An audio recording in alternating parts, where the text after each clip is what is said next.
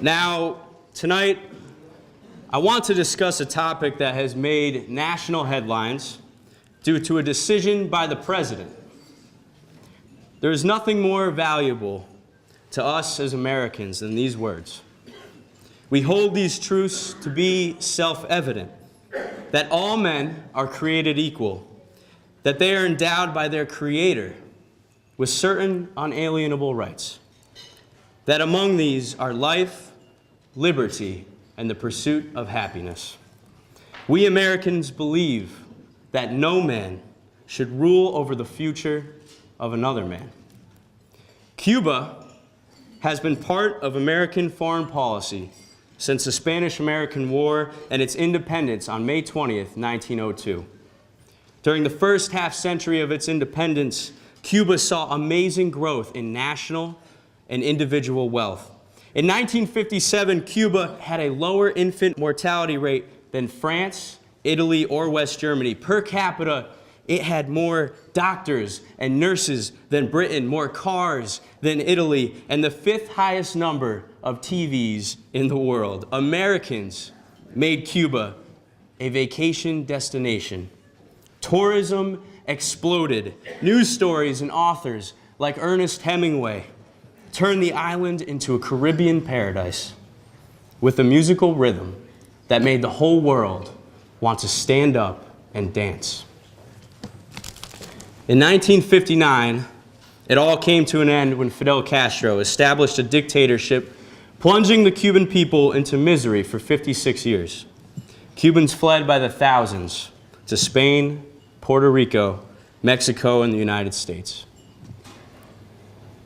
In January 1966, a pregnant mother, her husband, and 4 sons, all under the age of 13, stood in a crowded Havana airport, waiting for a plane to Madrid. They were stripped of everything they owned.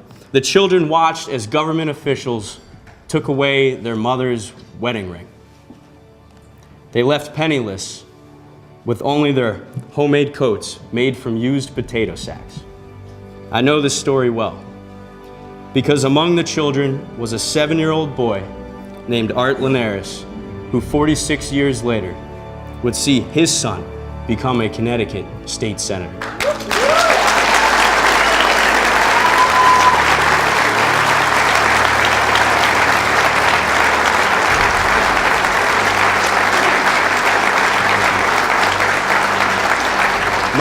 My grandmother left behind her entire family. Her self-imposed exile in a foreign nation was done for the future of her children. She would not be able to return for the funerals of her father, her mother, and her brother. Her paradise island was now gone.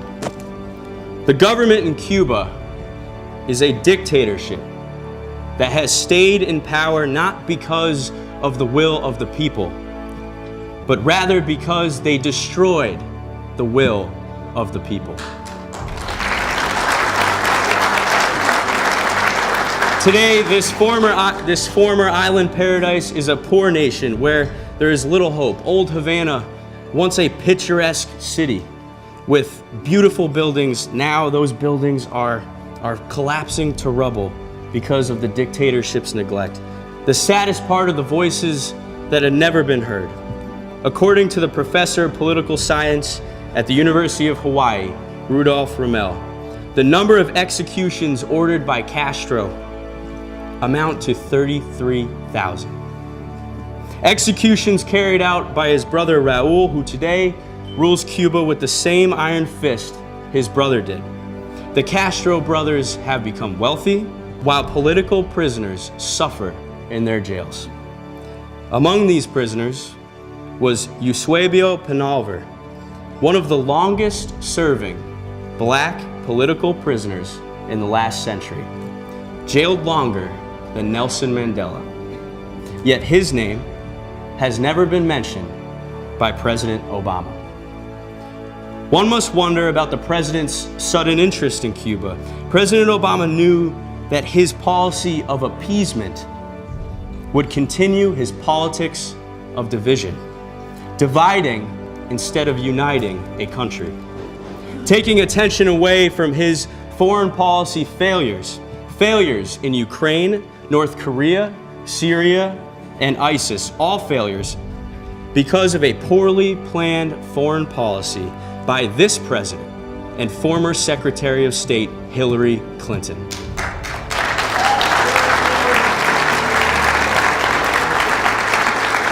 The president is aware that only an act of Congress can lift many restrictions, but after a massive midterm loss, he needed to change the narrative to Cuba, and that became his target.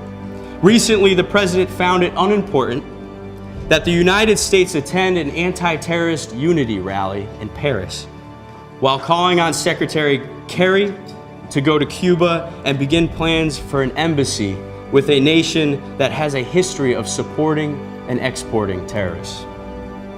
Now let me make this point. Do I believe that complete isolation of Cuba should be our policy? No, I do not. Do I believe that we need to open channels of communication? Yes, I do.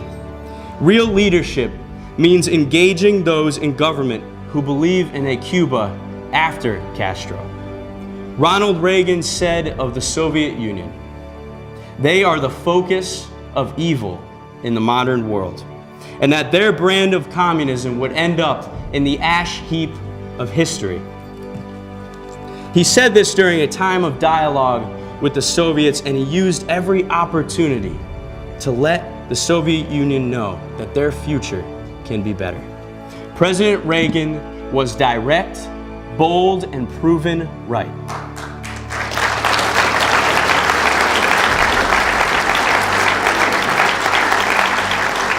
Cuba holds the opportunity to become not just a positive member of the family of nations, but also a thriving economic engine for the entire Caribbean. Fertile land, perfect year-round climate, an educated population, and some of the most beautiful beaches in the world, together with a successful Cuban-American community willing to invest in a free Cuba, makes it one of the biggest financial opportunities of our time.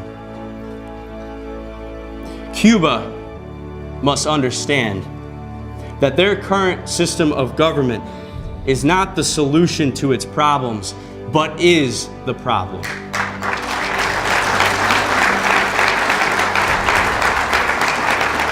Let this great nation of ours be the hope of the Cuban people and those who live in freedom.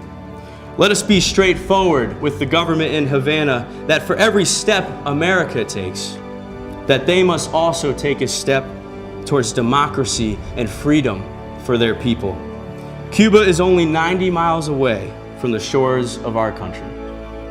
Not to agree to some level of discourse would be irresponsible on our part. Cuba must know that working with America comes with a price. Dialogue is a two-way street. We have a golden opportunity that requires a qualified and focused administration, acting in unison with Congress.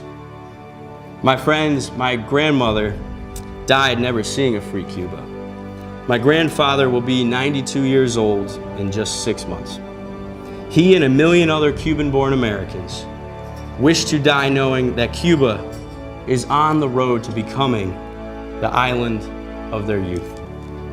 Tonight, I say to all of you, let us come together and work for the end of the last dictatorship in the Western Hemisphere.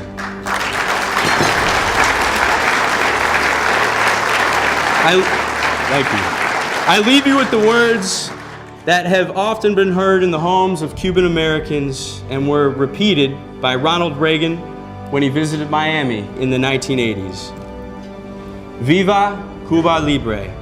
Cuba sí, Castro no. Thank you. God bless you. God bless America. Thank you. Thank you. Thank you. Thank you, guys. Thank you.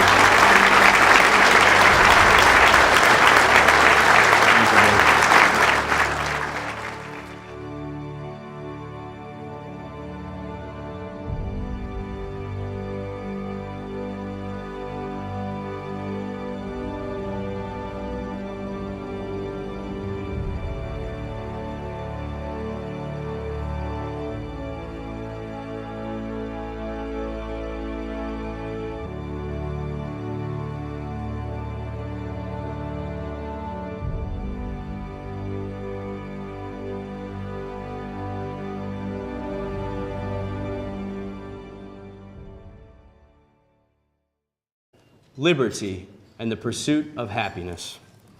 We Americans believe that no man should rule over the future of another man.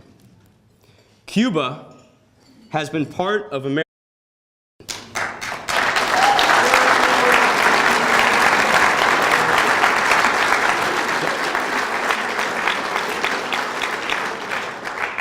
Now, tonight, I want to discuss a topic that has made national headlines due to a decision by the president. There is nothing more valuable to us as Americans than these words. We hold these truths to be self-evident, that all men are created equal, that they are endowed by their Creator with certain unalienable rights, that among these are life, American foreign policy since the Spanish-American War and its independence on May 20th, 1902. During the first half century of its independence, Cuba saw amazing growth in national and individual